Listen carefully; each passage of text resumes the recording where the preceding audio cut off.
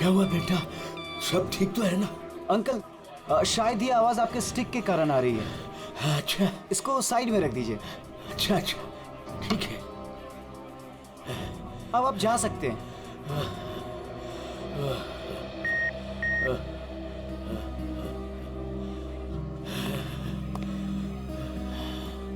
ये तो हमारी छड़ी। ये रही आपकी छड़ी। अंकल जी, संभल के। वैसे आप कहाँ जाना चाहते हैं? मैं आपको छोड़ देता हूँ। वहाँ आज ना मेरी कायरा आ रही है। हाँ, वो तो यहाँ आने वाली हैं। बस उसी को मिलने आया हूँ।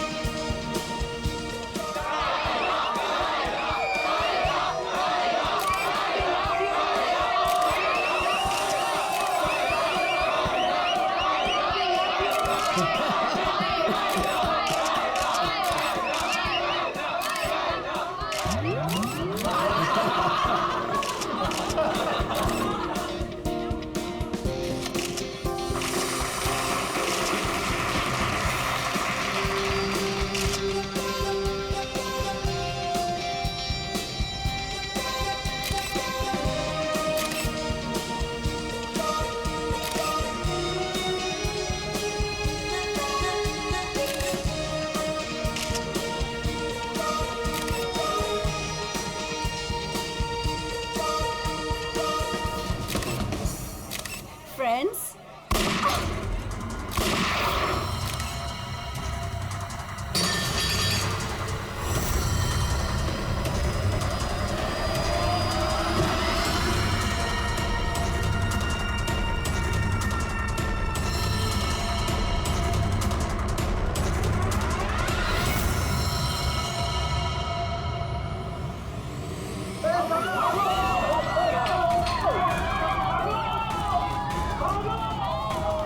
सारे एग्जिट सील कर दो।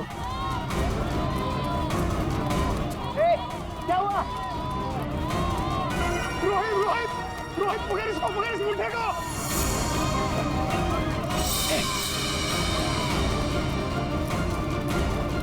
रुक।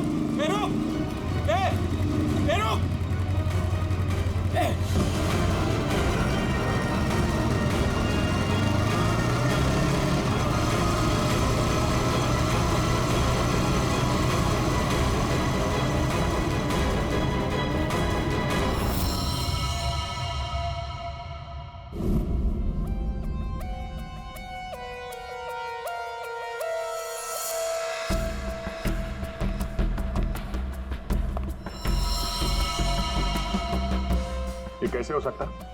हाँ? 70 साल का एक बुजुर्ग आदमी सबके सामने इस लड़की को गोली मार देता है और जल्दी में यहां से भाग भी जाता है और किसी ने पकड़ा नहीं उसे। सर, मैं भी ये सोच के हैरान हूं कि ऐसा हो कैसे गया। लेकिन सर, वो बूढ़ा आदमी दौड़ रहा था, वो भी किसी जवान की तरह बहुत तेज। उसके हाथ में गन देखी तुमने? नहीं सर, गन तो नहीं देखी, लेकिन कुछ गड़बड़ जरूर थी, क्योंकि जब वो आया तो चल भी नहीं पा रहा था और फिर उसने अपनी स्टिक फेंकी और ऐसे दौड़ा जैसे कोई रेस में पार्टिसिपेट कर रहा हो। क्योंकि वो आदमी बूढ़ा नहीं, जवान था। सर, 2 गोलियां लगी है, पर कोई एग्जिट वुंड नहीं है सर। मतलब बुलेट्स बॉडी के अंदर ही है। बुलेट की डायरेक्शन है, उसके हिसाब से तो गोली यहीं कहीं से चली होगी। लेकिन इतनी भीड़ भाड़ में किसी ने गन कैसे नहीं देखी? पर सर, इतनी कड़ी सिक्योरिटी होने के बावजूद कोई गन अंदर ला कैसे सकता है? सर, हाँ? सर यहाँ पे जितनी मीडिया आई थी उनकी फुटेज, यहाँ पे जितने सीसीटीवी कैमरास लगे हैं उनका फुटेज, और ये कैमरा फोन सर, ये इसकी भी फुटेज मैंने निकाल दी और रेडी कर दी। एक एक करके प्ले करो।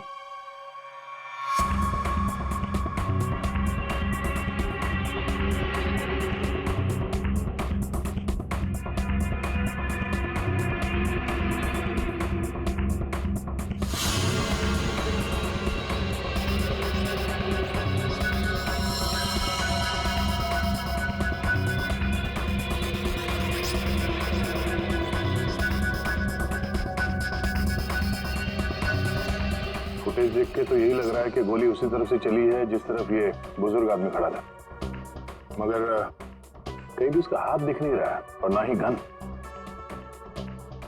छुपा के गोली मारी गई है। ये कमर के पास रखी होगी गन, इसीलिए किसी को दिखाई भी नहीं दी। वॉचमैन सच कह रहा था, ये बूढ़ा तो ऐसे भाग रहा है जैसे किसी रेस में भाग रहा हो। पंकज, क्या देखना इसका कोई क्लियर शॉट मिले, क्लोजअप वगैरह का? सर माना कि उस बुजुर्ग आदमी ने इस लड़की पे गोली चलाई, पर यह कैसे पॉसिबल है कि इतनी टाइट सिक्योरिटी और ये मेटल डिटेक्टर्स के होते हुए वो गन लेके अंदर आया और वो पकड़ा नहीं गया? सर इस मॉल की सिक्योरिटी बहुत ज़्यादा टाइट और मेटल डिटेक्टर से मैंने उसे पास करवाया था। सर उसके हाथ में वॉकर के अलावा ऐसा कुछ नहीं था जिस पे हम संदेह करें। कहीं ऐसा तो नहीं कि वो गन डिसमेंटल करके इस वॉकर में छुपा के लाया हो, यहाँ पे असेंबल की और फिर इसका खून कर दिया?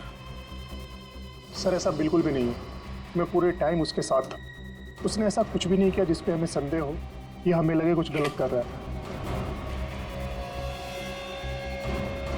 जी, वॉकर तो एकदम नया है। सर ये 2 बुलेट शेल मिले। अजीब सी बुलेट है तो किसी बड़ी राइफल की। कुछ ज्यादा ही कॉम्प्लिकेटेड केस है। एक 70 साल का बुजुर्ग आदमी दौड़ता हुआ, एक इनविजिबल गन और ये अजीब से दिखने वाली राइफल की गोली। ये बात तो पक्की, वो बूढ़ा आदमी कोई बूढ़ा नहीं था, वो कोई नौजवान था जो भेष बदल कर आया था इसका खून करने के लिए। एक पेशेवर खूनी जो अपने आप को बहुत चालाक समझता है, लेकिन कब तक बचेगा?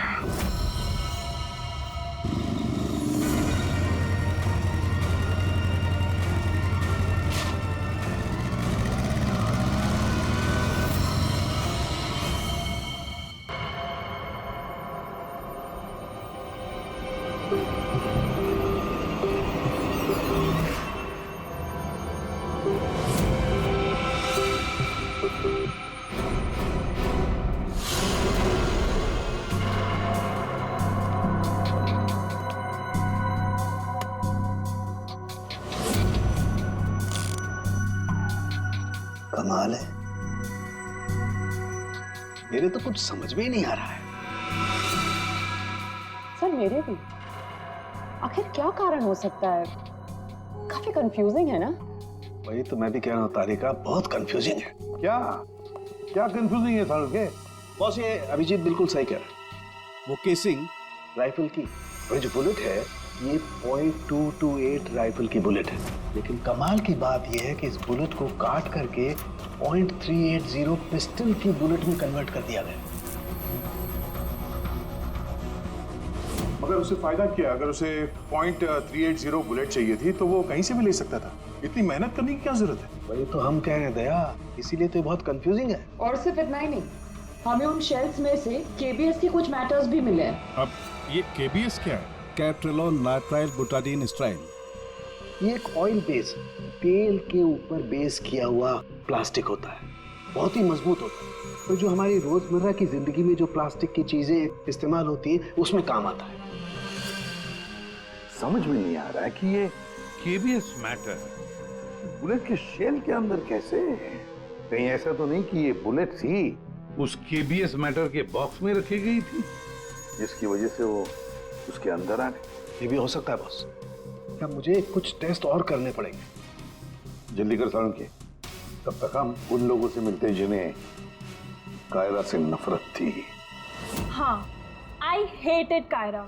उसकी ब्यूटी की वजह से नहीं, बिकॉज उसकी हरकतें इतनी घटिया थी, वो इतना एटीट्यूड था उसमें, मुझे वो बिल्कुल भी पसंद नहीं थी। मेरी फिल्म आधी रेडी हो चुकी थी, लाखों का इन्वेस्टमेंट लग चुका था, और ये कायरा बीच में फिल्म छोड़ के चली गई। आप तो जानते हैं सर, फिल्मों में करोड़ों का इन्वेस्टमेंट होता है। कायरा की फिल्म छोड़ने के बाद में मुझे दूसरी हीरोइन भी नहीं मिली, मैं तो रोड पे आ गया सर। कैसे ना हिट करूं उसे सर, मैं बर्बाद करके रख दिया उसने मुझे। पूरे इंडस्ट्री में मेरी इमेज खराब करके रख दी है। हर तरफ ये अफवाह फैला दिया है कि मैं उससे प्यार करता हूँ। मेरी वाइफ मुझे छोड़कर चली गई। मेरा बस चलता तो मैं अपने हाथों से कायरा का गला दबा देता। अरे बीच काम में उसने अचानक से अपनी पेमेंट बढ़ा दी और फिर मुझे ब्लैकमेल करने लगी। वो हमारी कुछ पर्सनल फोटोज थी उसके पास में, जो मीडिया में देने की धमकी देती थी मुझे। सर मैंने अपनी माँ की कसम खाई थी कि मैं कायरा के साथ कभी काम नहीं करूंगा। उसने मुझसे प्रॉमिस किया था कि वो मेरे साथ एक इंटरनेशनल शो करेगी। एज पर द कॉन्ट्रैक्ट उसने कोई भी प्रॉमिस अपने पूरे नहीं किए। हैवी इन्वेस्टमेंट मेरा हुआ सर, बर्बाद करके रख दिया उसने मुझे। मैम आप ये बताइए कि आज सुबह 11:30 बजे कहाँ थे आप? ओह माय गॉड, आप लोग ये सोच रहे हैं कि कायरा को मैंने मारा है? Madam stop over reacting. You think I'm a killer, right? Ma'am ये हमारा काम है, हम जो सवाल आपसे पूछ रहे हैं उसका जवाब आपको देना होगा। देखिए मुझे सर, कितनी सुंदर और नाजुक हूँ मैं। आपको लगता है मैं किसी की जान ले सकती हूँ? Abhijit, yes sir. या, चल।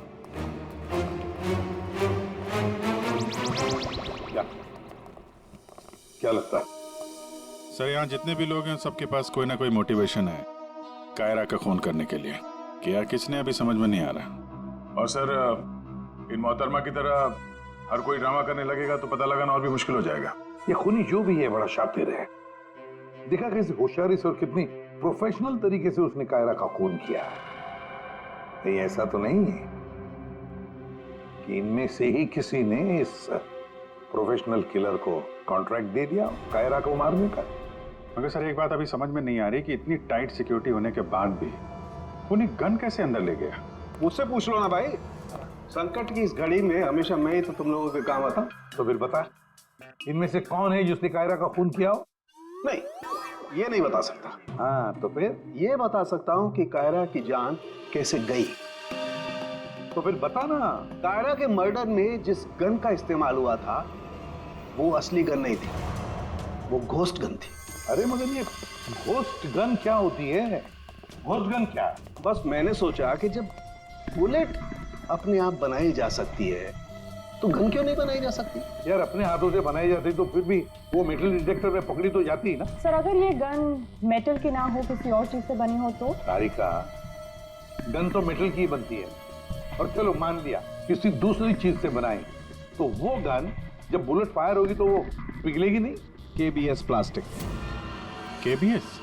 वो जिसके ट्रेसेस आपको शेल पे मिले थे? वही मैंने इस KBS प्लास्टिक के बारे में रिसर्च की तो पता चला कि इस KBS प्लास्टिक के फिलामेंट्स बनाए जाते हैं, वैसे जो पिघलते नहीं है, और ये 3D ऑब्जेक्ट बनाने में इस्तेमाल किया जा सकता है। किसी भी नॉर्मल प्रिंटर में इंक के कार्ट्रिजेस होते हैं, लेकिन 3D प्रिंटर्स में फिलामेंट स्पूल्स होते हैं। बस medical models, architectural models, prosthetics और भी बहुत सारे नोवेल्टी आइटम्स वो सब इससे बनाए जा सकते हैं। डॉक्टर साहब इन सब का इस केस से क्या लेना देना है? लेना देना है दया। आओ बॉस, मैं तुम्हें दिखाता हूँ। ये देखो, इससे सब समझ में आएगा। बॉस ये एक 3D प्रिंटर है, ये अलग अलग चीजें प्रिंट कर रहा है, यानी बना रहा है। तो सारंग के तेरे कहने के मुताबिक खुनी ने इस टेक्नोलॉजी का इस्तेमाल किया? हाँ बॉस, गन का एक एक पार्ट पहले 3D प्रिंट किया गया और फिर सारे प्रिंट्स को एक साथ जोड़ दिया। और इसलिए इन गन्स को घोस्ट गन्स कहते हैं, क्योंकि किसी भी मेटल डिटेक्टर में ये डिटेक्ट नहीं होते। अरे लेकिन वो जो बुलेट थी वो तो मेटल की थी ना। एक मिनट,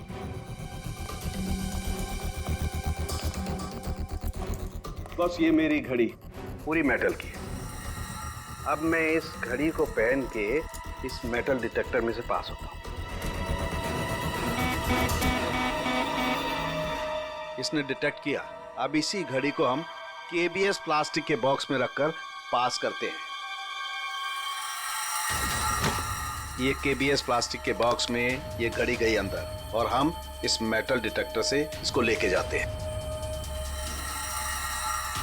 और इसने डिटेक्ट नहीं किया। तो बस इतनी बड़ी मेटल की घड़ी को जब इसने डिटेक्ट नहीं किया तो बुलेट तो इससे ज्यादा छोटी है, आसानी से गुजर सकती है। यार मगर उसने ये बुलेट खुद क्यों बनाई? अरे बॉस, हम जानते हैं ना, एक राइफल की बुलेट की केसिंग ज्यादा बड़ी होती है बजाय पिस्टल की बुलेट की केसिंग, और ये आसानी से सारा गन पाउडर एब्जॉर्ब कर सकती है। इसीलिए प्लास्टिक की गन को कोई नुकसान नहीं पहुंचता, ताकि एक से ज्यादा फायर किया जा सके। बिल्कुल। तो फिर पता लगाते ये 3D प्रिंटर्स किन किन लोगों के पास? ये थोड़ा मुश्किल काम है। क्यों? क्योंकि सर आजकल 3D प्रिंटर्स बहुत ज़्यादा लोग इस्तेमाल करते हैं। कितने सारे schools, colleges, hospitals, engineering companies, architects सभी लोग इस्तेमाल करते हैं। तो क्या हुआ? केबीएस फिलामेंट तो है, उससे पता लगाएंगे। ये रास्ता एकदम सही है, क्योंकि सिर्फ दो ही तरीके के फिलामेंट होते हैं, एक केबीएस और दूसरा बीएलए। बीएलए मतलब ब्लेंडेड, और बीएलए बहुत आसानी से तोड़ा मरोड़ा जा सकता है, और ये बीएलए बहुत ही इजीली मार्केट में अवेलेबल भी है, जबकि केबीएस इतनी आसानी से उपलब्ध नहीं हो सकता है। बस, तो फिर हम वो पता लगाएंगे कि कौन कौन लोग हैं जिनके पास वो 3D प्रिंटर है जिसमें केबीएस फिलामेंट इस्तेमाल होता है।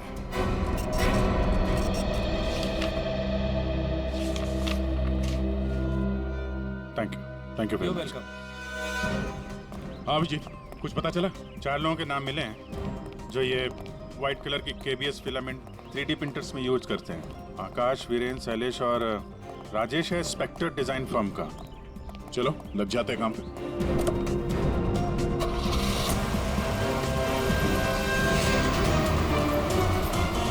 ये जो आप फिलामेंट यूज करते हैं वो किस किस प्रोडक्ट में करते हैं?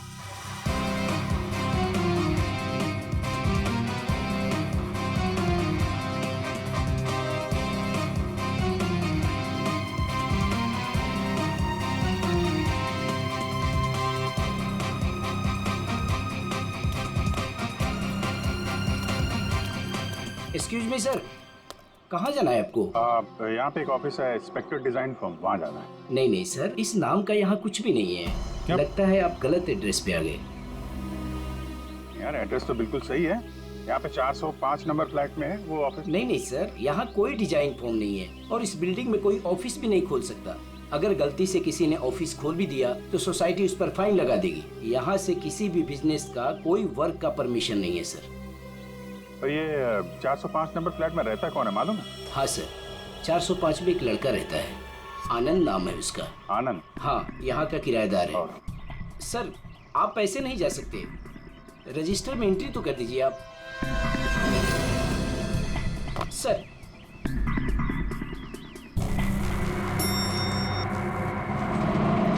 एक्सक्यूज मी,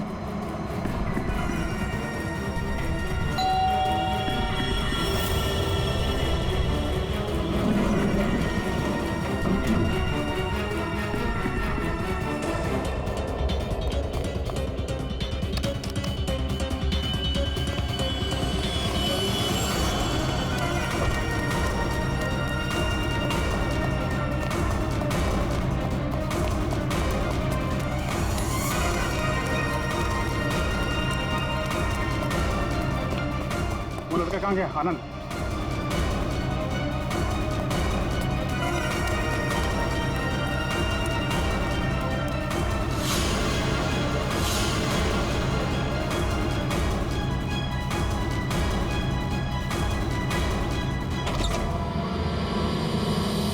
पूरे घर की तलाशी लेते हैं और जरा संभाल के। ये आनंद जरूरत से ज्यादा चालाक है, कुछ भी खतरा हो सकता है।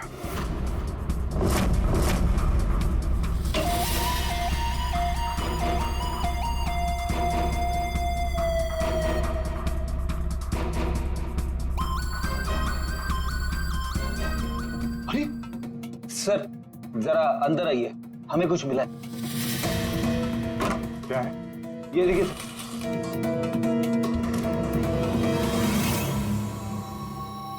लाइट ऑन करना पंकज।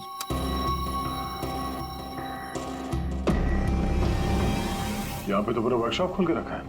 करुण के साहब सही कह रहे थे, ये आनंद गन बनाने के लिए यहीं पे एक्सपेरिमेंट कर रहा था।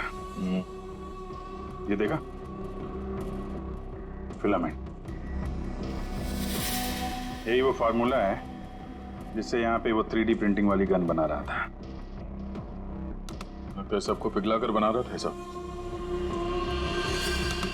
ये गन जो है वो बड़ी बुलेट का फोर्स नहीं ले पा रही होगी, इसलिए उसने बुलेट काट के छोटी वाली बुलेट बनाई थी, ताकि इस गन से बुलेट चल सके और किसी की जान ले सके।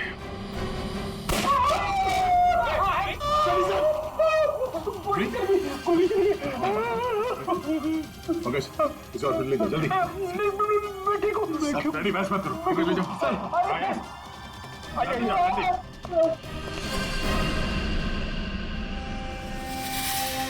My God.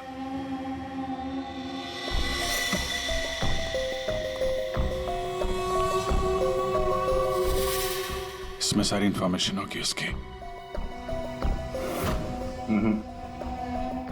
पासवर्ड प्रोटेक्टेड है। कोई ना कोई तरीका तो होगा खोलने का। ले चलते हैं।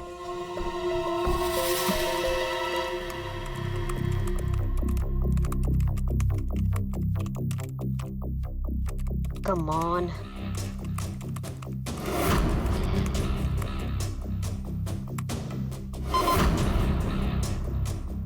एक बार और ट्राई करती हूँ।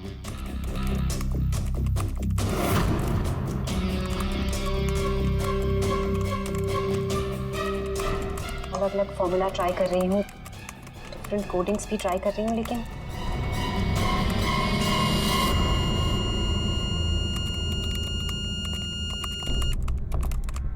रितु, क्या ये क्या हुआ? I'm really sorry सर, आज पहली बार आपके सामने बहुत शर्मिंदगी महसूस हो रही है। चाहे कुछ भी हो, शर्मिंदा होने की जरूरत नहीं है। Just keep trying. सर मैंने सब कुछ ट्राई किया है, पूरी कोशिश की है इस फिंगरप्रिंट पासवर्ड को क्रैक करने की। अलग अलग formula, different types of coding भी यूज की है, लेकिन सब बेकार।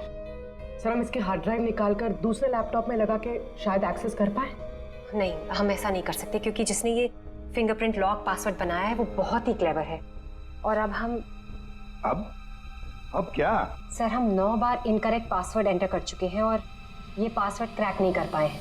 अगर एक और बार हमने इनकरेक्ट पासवर्ड डाला तो क्या? सर अगर 10वीं बार इनकरेक्ट पासवर्ड डाला तो इस लैपटॉप में स्टोर्ड सारी इंफॉर्मेशन, सारा डेटा डिलीट हो जाएगा ऑटोमेटिकली। मतलब एक और अटेम्प्ट और सारी मेहनत बेकार। I'm really sorry sir। नहीं होता है, हम लोगों के साथ भी होता है, लेकिन अभी भी हमारे पास एक आखिरी मौका है। जी, अब क्या करेंगे सर?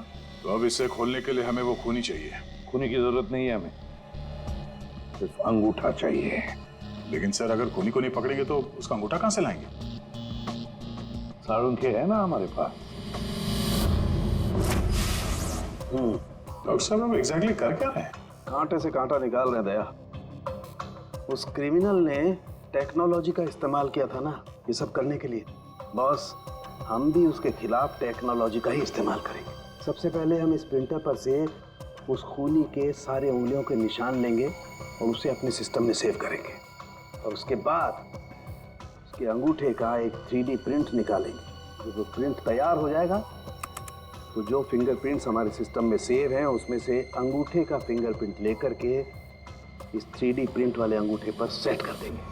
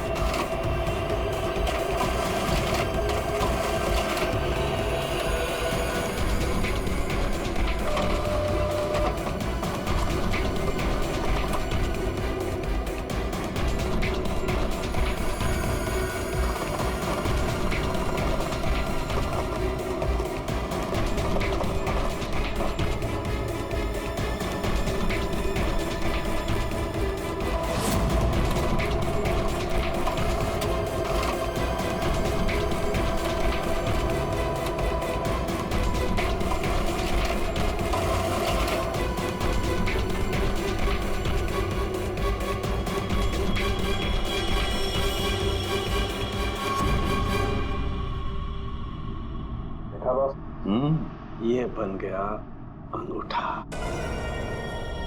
अब इस अंगूठे के थंब इंप्रेशन से उसका ये लैपटॉप अनलॉक करेंगे हम।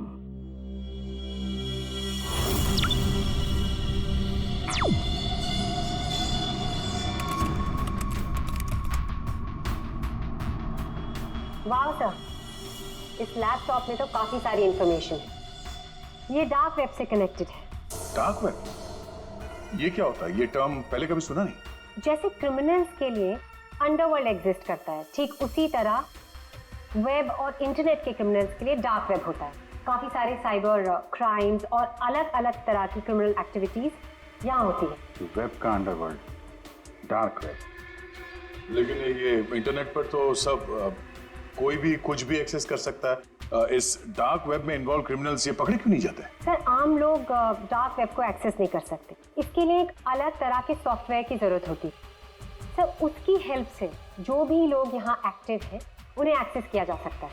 सर, यहाँ अलग अलग तरह के क्राइम होते हैं, जैसे ड्रग्स, प्रोस्टिट्यूशन, कॉन्ट्रैक्ट किलिंग, और वही लोग यहाँ पर होते हैं जो ट्रैक नहीं होना चाहते। ये मिस्टर आनंद क्या कर रहा है डार्क वेब में?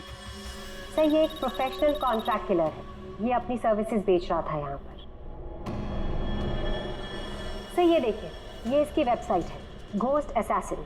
अब जो लोग भी इसे हायर करना चाहते हैं वो पहले डार्क वेब को एक्सेस करेंगे, उसके बाद इसकी वेबसाइट में लॉगिन करेंगे, और जिसे भी वो मरवाना चाहते हैं या जो भी उनका टारगेट है उसकी सारी इंफॉर्मेशन, सारी डिटेल्स इसे प्रोवाइड करेंगे। उसके बाद कुछ एडवांस पेमेंट और बाकी का पेमेंट काम हो जाने के बाद। और इसको कायरा का मर्डर करने के लिए कॉन्ट्रैक्ट किसने दिया था? सर, मैं चेक करती हूँ। मौत का धंधा करने वालों को हम छोड़ेंगे नहीं। सर, ये कोई बिजनेसमैन है, मिस्टर मंगेश।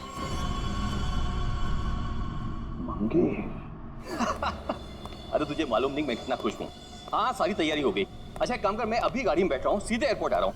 ओके, चल तू उधर ही रुक। Maldives, I am coming.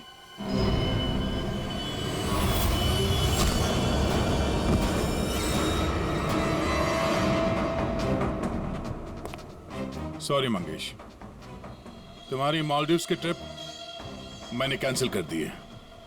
अब मैं तुम्हें सीधे सीआईडी ब्यूरो की सैर करवाता हूँ, वो भी टोटली फ्री ऑफ कॉस्ट।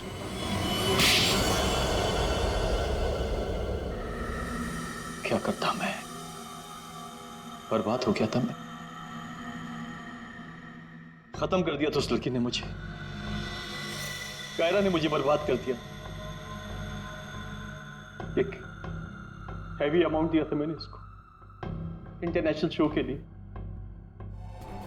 और कॉन्ट्रैक्ट के हिसाब से इसने वादा किया था कि 3 घंटा स्टेज पे परफॉर्म करेगी। क्या किया? सिर्फ 1 घंटे परफॉर्म किया, बर्बाद कर दिया मेरे शो को इसने। तो अपना नुकसान पूरा करने के लिए तुमने जान ले ली उसको, और तुमने इस किलर को कांटेक्ट कैसे किया? मैंने उसका चेहरा नहीं देखा था। मेरे एक दोस्त ने मुझे रेफरेंस दिया था। ऑनलाइन मैंने उसको कांटेक्ट किया।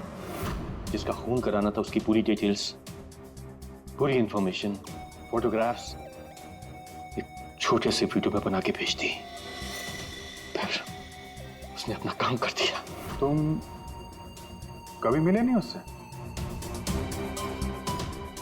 मैं इससे कभी नहीं मिला, सब कुछ ऑनलाइन हुआ। और उस असली खूनी को कैसे पकड़े सर? देख अभिजीत,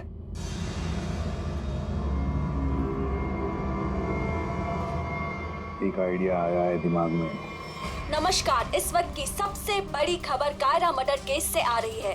फिल्म इंडस्ट्री की मशहूर एक्ट्रेस कायरा मर्डर केस में जो लैपटॉप CID को बरामद हुआ था सबूत के तौर पे, अब वो सबूत मिट चुका है। जी हाँ, आपने एकदम सही सुना। बताया जा रहा है कि CID इस लैपटॉप को एक्सेस करने की कोशिश कर रही थी, तो पासवर्ड के रॉन्ग एंट्री के कारण इसका डेटा, इसके अंदर के सारे सबूत डिलीट हो चुके हैं।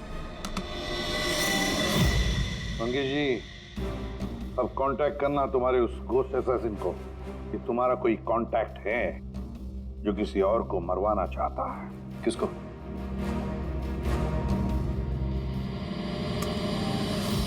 ये है। देखिए, मेरा नाम नरेंद्र है। मैं फिल्में बनाता हूँ, मैं फिल्म प्रोड्यूसर। मेरा एक पार्टनर है, जसविंदर नाम है उसका। वो पंजाब में है। मैं चाहता हूँ कि आप उसका खून कर दें। मुझे पता है आप ये काम कर सकते हैं। उसका आपकी जो भी फीसें मैं देने के लिए तैयार हूँ।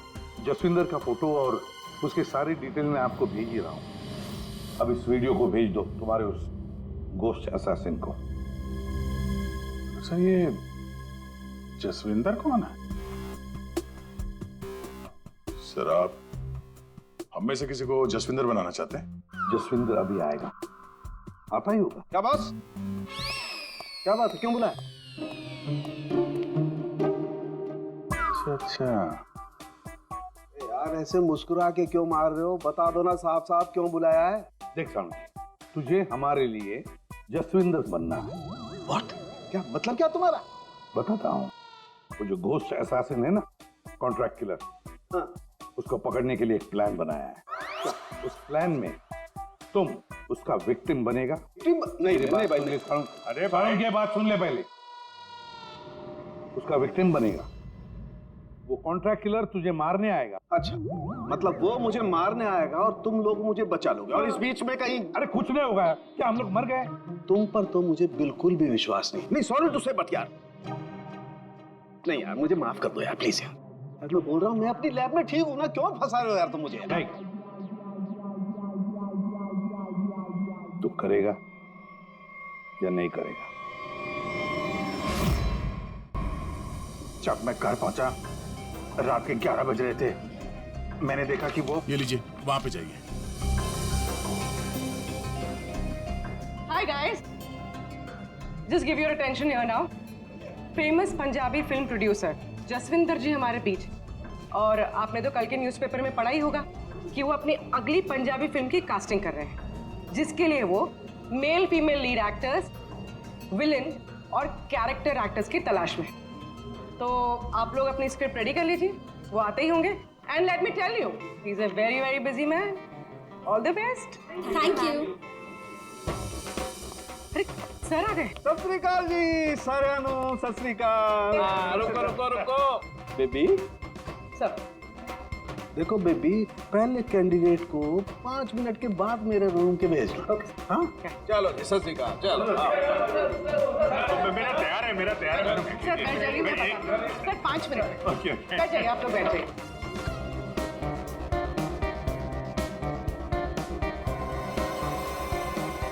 और जैसे ही दरवाजा खुला, और दरवाजा खुल क्यों नहीं रहा यार? जैसे ही दरवाजा खुला,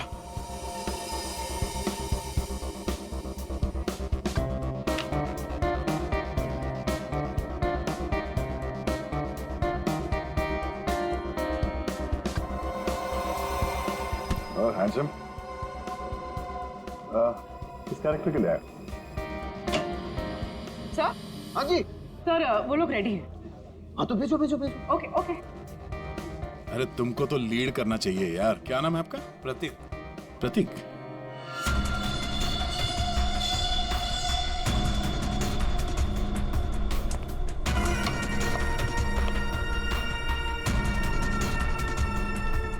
एक्सक्यूज मी, मैं भी ऑडिशन के लिए आया हूँ। आपका नाम क्या है? जी सुरेश। आप यहाँ साइन कर दीजिए।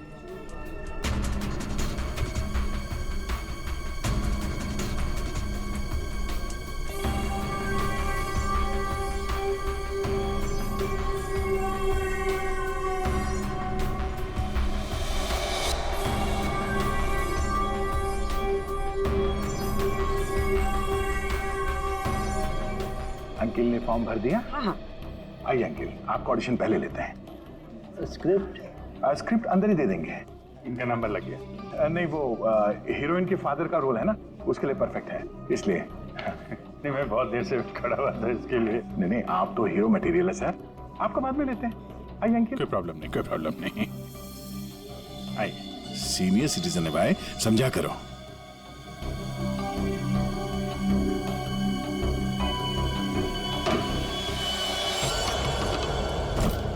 क्या है ये सब? क्या हो रहा है? कुछ नहीं, हम ये पता लगाना चाह रहे थे कि ये अपने हाथों में कौन सी क्रीम लगाते हैं आप। इस जवान त्वचा का राज क्या है? चेहरे से तो बूढ़े हो गए, लेकिन ये हाथ अभी भी जवान है। ये सब क्या है? कैसी बातें कर रहे हैं आप लोग? कौन है आप सब? देखो चाचा, हम लोग सीआईडी से हैं, समझे? सीआईडी? लेकिन मैंने तो कुछ नहीं किया है। मैं क्या किया है और क्या नहीं, अभी पता चल जाएगा। क्या ये?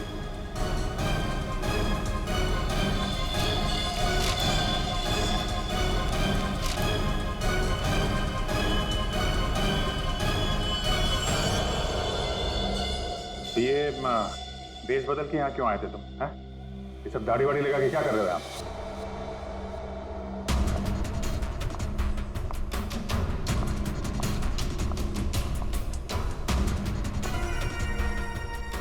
आओ जी। हाँ जी, कुछ तैयार किया आपने? हाँ हाँ,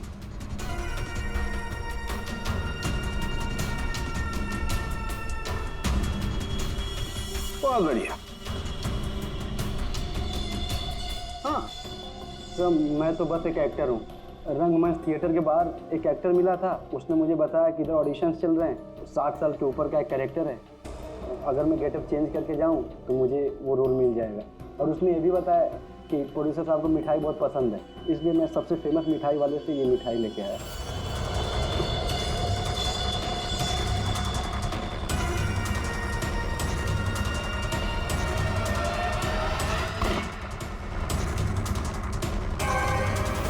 अभी तुम जाओ, कुछ पता चलेगा तो हम तुम्हें बताएंगे। निकलो, चलो चलो चलो। Thank you sir. ये किलर हमारे साथ गेम खेल रहा है।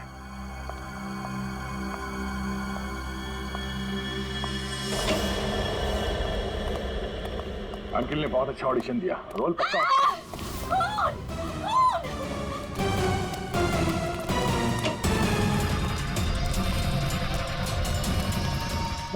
साड़ू साहब, क्या हुआ? कैसे हुआ ये? सर मैं यहाँ पर जब आई तो ऑलरेडी लाश यहाँ पर पड़ी हुई थी। कोई था यहाँ पे? मेरे यहाँ आने से पहले एक साड़ी वाली बाहर गई थी। पूर्वी जरा ध्यान रखना।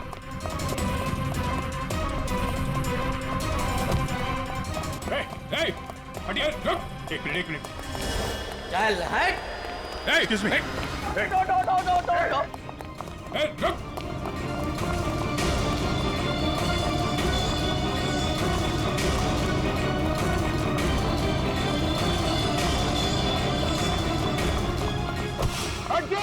बैठ जाओ नीचे, बैठ जाओ।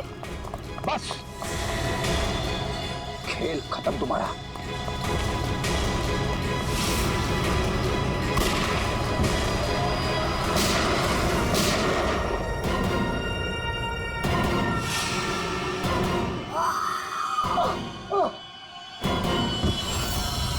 बस, तेरा डार्क वेब का खेल खत्म।